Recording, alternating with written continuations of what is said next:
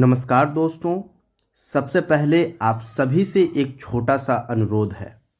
अगर आप अभी तक हमारा चैनल सब्सक्राइब नहीं किए हैं तो कृपया अभी सब्सक्राइब कर लीजिए और वीडियो को लाइक और शेयर ज़रूर कर लीजिएगा ताकि यह आवाज़ हर बीएसएनएल कर्मचारी तक पहुंच सके।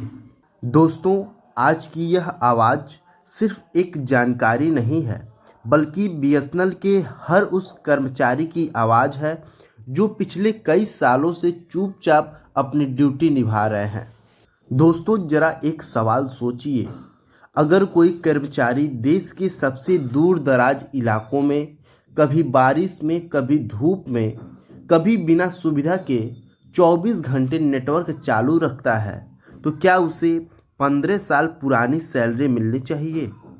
दोस्तों, आज बीएसएनएल का कर्मचारी 2026 में खड़ा है लेकिन सैलरी 2007 की मिलती है। और यही नहीं, जिस बीएसएनएल ने देश को स्वदेशी 4G नेटवर्क दिया और जिसकी तारीफ खुद माननीय प्रधानमंत्री ने किया है, उसी बीएसएनएल के कर्मचारी आज भी अपने हक के लिए लड़ रहे हैं। आज की आवाज़ किसी अफवाह पर नहीं है बल्कि दिल्ली में हुई सीधी मीटिंग पर आधारित है, जहां पर बीएसएनएल एग्जीक्यूटिव एसोसिएशन के प्रतिनिधिमंडल माननीय संचार मंत्री श्री ज्योतिरादित्य एम सिंधिया से मिला है और सीधे सीधे बीएसएनएल थर्ड पीआरसी की बात रखी गई है।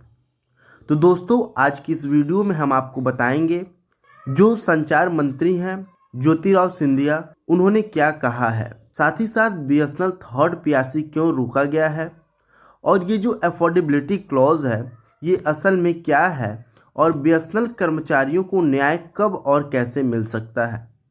तो दोस्तों, इस वीडियो में हम कोई भी घुमा फिरा कर बात नहीं करेंगे, ना ही अपनी बात को राजनीतिक तरीके से बताएंगे।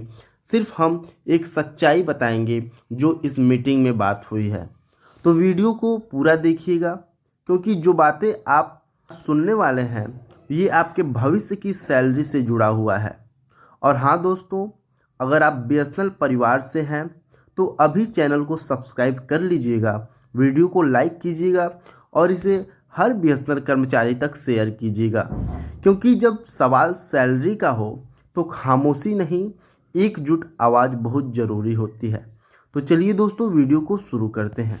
दोस्तों, दिनांक 26 दिसंबर 2025 को बीएसएनएल एग्जीक्यूटिव एसोसिएशन का एक प्रतिनिधिमंडल नई दिल्ली में माननीय संचार मंत्री श्री ज्योतिरादित्य एम सिंधिया से मिला है और यह बैठक हुई है जोधपुर ऑफिसर्स हॉस्टल में, जो नई दिल्ली में इंडिया गेट के पास सी हेक्सागन कॉलोनी में है। इस बैठक में बीएसएनएल एग्जीक्यूटिव एसोसिएशन की ओर से जो इसके महासचिव हैं श्री MS अडसूल और AIVP के जो सेंट्रल हेडक्वार्टर है श्री बलवंत शर्मा और साथ ही साथ जो इसके सर्कल सेक्रेटरी हैं श्रीमती अनु अग्रवाल, ये सभी लोग इस बैठक में शामिल थे। यह बैठक केवल औपचारिक नहीं थी बल्कि बीएसएनएल कर्मचारियों की पीड़ा, मेहनत और अधिकारों की आवाज़ भी थी। दोस्तों, सबसे पहले जो बीएसएनएल एग्जीक्यूटिव एसोसिएशन के प्रतिनिधिमंडल है उन्होंने माननीय मंत्री जी को दिल से धन्यवाद और आभार व्यक्त किया, क्योंकि बीएसएनएल ने स्वदेशी 4G नेटवर्क तैयार किया है। यह काम आसान नहीं था, यह एक बहुत ही बड़ा कार्य था और आज बीएसएनएल देश का गौरव बन चुका है। और यही वही 4G है जिसकी खुद माननीय प्रधानमंत्री नरेंद्र मोदी जी ने सार्वजनिक रूप से सराहना भी किया था। यह संभव तभी हुआ सरकार के सहयोग से, मंत्री जी की व्यक्तिगत निगरानी से और सबसे ज़्यादा बीएसएनएल कर्मचारियों की दिन रात की मेहनत से। इस पर मंत्री जी ने जवाब दिया कि जो बीएसएनएल एग्जीक्यूटिव एसोसिएशन प्रतिनिधिमंडल है इनकी बातों को बहुत ध्यान से सुना और उन्होंने कहा कि बीएसएनएल का हर कर्मचारी देश के हर कोने में सेवा दे रहा है, जिसकी वजह से जो बीएसएनएल का भविष्य है उज्जवल है। और मेरा सपना है कि बीएसएनएल दुनिया की टॉप परफॉर्मिंग कंपनी बने। इसके लिए प्रधानमंत्री श्री नरेंद्र मोदी जी के नेतृत्व में सरकार हर संभव प्रयास कर रही है और उन्होंने यह संदेश दिया कि हर बीएसएनएल कर्मचारी तक पहुंचाने को कहा। दोस्तों, अब आते हैं सबसे अहम मुद्दे पर, बीएसएनएल थर्ड पीआरसी। दोस्तों, बीएसएनएल एग्जीक्यूटिव एसोसिएशन ने साफ शब्द में कहा है कि बीएसएनएल कर्मचारी आज भी 2007 के वेतनमान में काम कर रहे हैं। महंगाई 2026 की है, जिम्मेदारियां भी 2026 की हैं, लेकिन जो सैलरी है 2007 की है।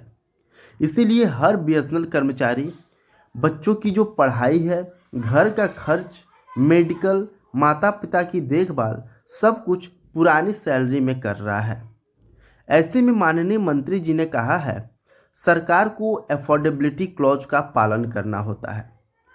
बीएसएनएल को लगातार 3 साल मुनाफे में आना होगा, तभी पीआरसी संभव है। इस पर बीएसएनएल एग्जीक्यूटिव एसोसिएशन ने बहुत संयम और मजबूती से कहा कि बीएसएनएल सिर्फ मुनाफे के लिए नहीं है, बीएसएनएल देश सेवा के लिए भी है। बीएसएनएल दूरदराज घाटे वाले इलाकों में सेवा देता है, जहां कोई प्राइवेट कंपनी नहीं जाती है।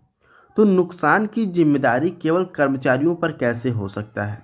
साथ ही साथ जो बीएसएनएल एग्जीक्यूटिव एसोसिएशन है, उन्होंने बताया कि जो डीपीई है पहले ही कह चुका है कि जो कैबिनेट अप्रूवल है उसको लेना ज़रूरी है, लेकिन डिपार्टमेंट ऑफ टेलीकम्युनिकेशन की जो फाइल है इसमें बीएसएनएल थर्ड पीआरसी 2020 से ही रुकी हुई है। इसीलिए पार्लियामेंट्री कमेटी भी पीआरसी देने की सिफारिश कर रही है। अब सवाल ये उठता है कि बीएसएनएल कर्मचारी दोषी क्यों हैं, पीआरसी सिर्फ बीएसएनएल को ही क्यों नहीं मिल रहा है। दोस्तों, मंत्री जी का आश्वासन आया है और उन्होंने कहा है कि मैं इस विषय से अवगत हूँ, अफोर्डेबिलिटी भी ज़रूरी है, लेकिन आपके तर्कों को देखा जाएगा और जो भी संभावना होगा उसको जांचा जाएगा। यह बात भले छोटी लगे, लेकिन दोस्तों यह एक सकारात्मक संकेत भी है। बीएसएनएल एग्जीक्यूटिव एसोसिएशन ने यह भी बताया कि कई मुद्दे एचआर के हैं, जिसे अभी भी कोई वित्तीय बोझ नहीं मिला है, फिर भी सालों से लटके हुए हैं। इससे जो फील्ड में काम कर रहे एग्जीक्यूटिव कर्मचारी हैं, ये डिमोटिवेटेड महसूस कर रहे हैं, जिसे मंत्री जी ने सुनकर हैरान रह गए और उन्होंने हस्तक्षेप का आश्वासन भी दिया है। दोस्तों, बीएसएनएल एग्जीक्यूटिव एसोसिएशन ने कहा है, जब अपने कर्मचारियों की समस्याएं हल नहीं होंगी तब बाहर से भर्ती क्यों हो रहा है। बीएसएनएल के अंदर काबिल और अनुभवी अधिकारी मौजूद हैं। मंत्री जी ने इस प्रक्रिया की समीक्षा का आश्वासन भी दिया है। तो दोस्तों, मीटिंग के अंत में मंत्री जी ने फिर से कर्मचारियों को धन्यवाद दिया, साथ ही साथ जो न्यू ईयर की अग्रिम शुभकामनाएं भी दिया गया। मंत्री जी ने सारे कर्मचारियों के हौसला को बढ़ाया और कहा कि ये सारे मुद्दे पार्लियामेंट्री कमेटी के पास जा चुका है और जल्द ही वहां से अप्रूवल मिलते ही बीएसएनएल थर्ड पीआरसी को लागू किया जाएगा। दोस्तों, यह लड़ाई किसी व्यक्ति के खिलाफ नहीं है, यह लड़ाई हमारे न्याय के लिए है। यह लड़ाई राजनीतिक नहीं है, हमारे हक की बात है। बीएसएनएल कर्मचारी देश के लिए काम करते हैं, हर मौसम हर जगह बिना सुविधा के काम करते हैं। अब समय है एकजुट रहने का, जागरूक रहने का और संगठन के साथ खड़ा रहने का। तो दोस्तों, ये था मीटिंग जो ज्योतिराव सिंधिया से बीएसएनएल एग्जीक्यूटिव एसोसिएशन का जो प्रतिनिधिमंडल है उन्होंने मिला है और अपने मुद्दा को रखा है, बीएसएनएल थर्ड पीआरसी जैसे मुद्दे को रखा है, जिसमें ज्योतिराव सिंधिया ने आश्वासन दिया है कि बहुत जल्द ही थर्ड पीआरसी को लागू किया जाएगा। तो दोस्तों, अगर आपको ये वीडियो अच्छा लगा हो तो वीडियो को ज़रूर लाइक कर दीजिएगा और अपने हर बीएसएनएल कर्मचारी के साथ, बीएसएनएल परिवार के साथ और अपने सभी सदस्य के साथ ज़रूर शेयर करिएगा।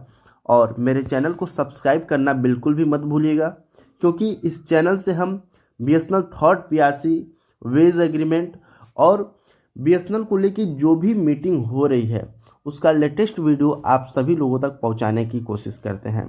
तो दोस्तों, ठीक है, मिलते हैं आपसे अगले एक और लेटेस्ट अपडेट के साथ। तब तक के लिए जय हिंद, जय भारत।